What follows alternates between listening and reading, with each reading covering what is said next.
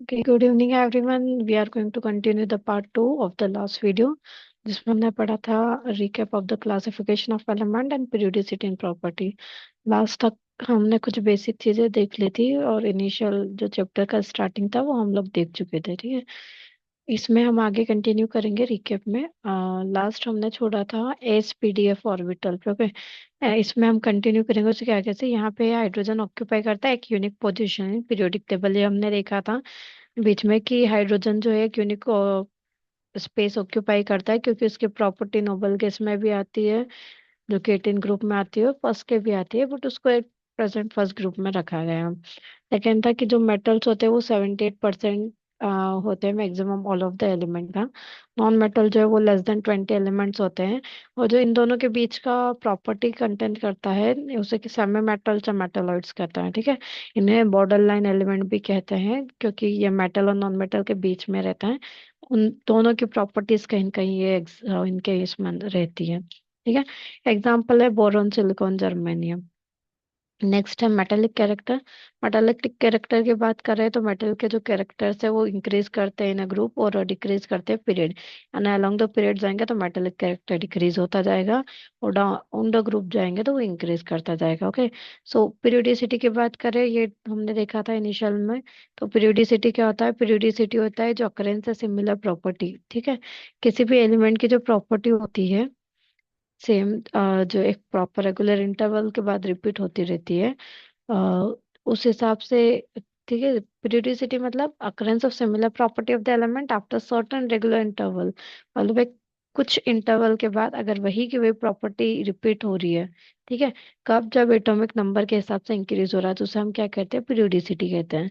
इसका हमने इनिशियल में वो भी देखे थे, ट्रायड रूल ऑफ फिर एक और हमने देखा था जिसमें हर एक एट्थ एलिमेंट जो है उसकी प्रॉपर्टी सेम आ रही थी, ठीक है। तो वहां पे भी क्या हो रहा था, हर एक इंटरवल के बाद सेम आ रहा था, उसे इम्प्रूव करके मॉडर्न पीरियोडिक लॉ भी हम फॉलो करते हैं। तो इसमें भी इलेक्ट्रॉनिक कॉन्फ़िगरेशन के हिसाब से हम लोग एक्सप्लेन करते हैं।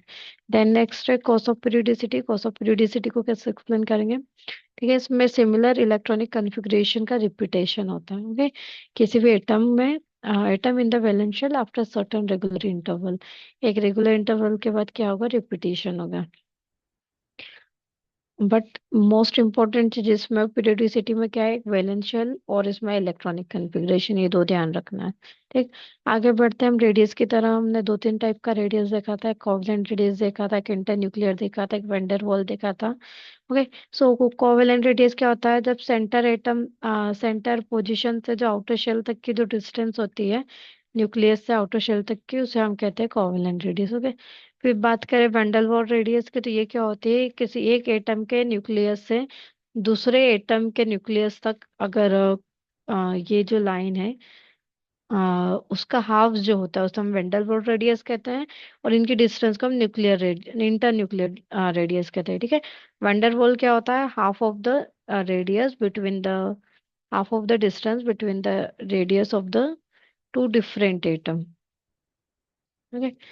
आगे बढ़ते हैं, एटॉमिक रेडियाई के बारे में देखते हैं थोड़ा। एटॉमिक रेडियाई क्या होता है? ये डिक्रीज करती है अलोंग द ग्रुप, इंक्रीज करती है, सॉरी, डिक्रीज करती है along a period and increase करेगी अलोंग अ ग्रुप, ठीक है। मीन्स अगर हम नीचे के तरफ जाएंगे तो इंक्रीज करेगी, ऐसे लेफ्ट टू राइट जाएंगे तो ये डिक्रीज करेगी, ठीक है। रीजन क्लियर है? क्योंकि इसमें नंबर ऑफ शेल इंक्रीज नहीं होता ना, इसमें नंबर ऑफ शेल इंक्रीज होता है। साइज ऑफ द एनायन क्या होता है? बड़ा होता है कंपेरेटिव टू जो ओरिजिनल एटम है हमारा, ठीक है। क्योंकि एनायन में हम देखते हैं कि इलेक्ट्रॉन एक्स्ट्रा ऐड हो जाता है, जिसके कारण साइज बढ़ती है।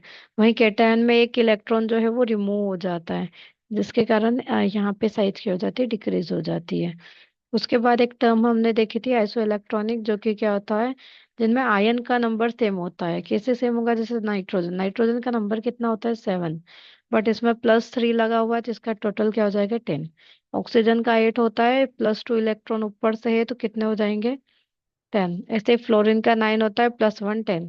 सोडियम का 11 होता है, -1 करेंगे, -1 क्यों? क्योंकि प्लस चार्ज है यहाँ पे, ओके। तो -1 करेंगे तो ये 10 हो जाएगा। देन Mg के केस में देखेंगे, -2 करोगे तो इसका भी 10 हो जाएगा, ये भी 10 हो जाएगा। मीन्स नंबर ऑफ इलेक्ट्रॉन इनमें सेम है, ओके। आयन्स अलग अलग है, एलिमेंट्स अलग अलग है, but number of electron same है, इसलिए इसको क्या कहते हैं? आइसो इलेक्ट्रॉनिक कहते हैं। अगेन मूव करते हैं। साइज डिक्रीज करती है with increase in nuclear charge in an iso electronic series. जब भी आइसो इलेक्ट्रॉनिक सीरीज में अगर आपको साइज से रिलेटेड क्वेश्चन आता है कि ये सारे एलिमेंट दे दिए जिनका इलेक्ट्रॉन का नंबर सेम है बट आप में साइज आपसे उन्होंने साइज पूछ ली तो क्या बताओगे? तो साइज डिक्रीज करती है कैसे? With increase in nuclear charge, जैसे जैसे न्यूक्लियस का चार्ज बढ़ता जाता है वैसे वैसे क्या होगा, साइज डिक्रीज होता चला जाएगा। ठीक है। सो आगे मूव ऑन करते हैं। इसके आगे का हम लोग देखेंगे नेक्स्ट वीडियो में। आई होप यहाँ तक समझ में आया हो। रिकेप आप लोगों ने देख लिया है, हाफ ऑफ द चैप्टर हमने कंप्लीट कर लिया है। थोड़ा बहुत बाकी है जिसमें हमारा बच्चा है इलेक्ट्रॉन नेगेटिविटी से रिलेटेड, इलेक्ट्रॉन के एंथैल्पी से रिलेटेड, और कुछ छोटे मोटे और चीजें हैं उसे हम लोग कंप्लीट करेंगे नेक्स्ट वीडियो में। ठीक है। Thank you very much. Like share subscribe करें आगे कंटिन्यू करने के लिए। Thank you.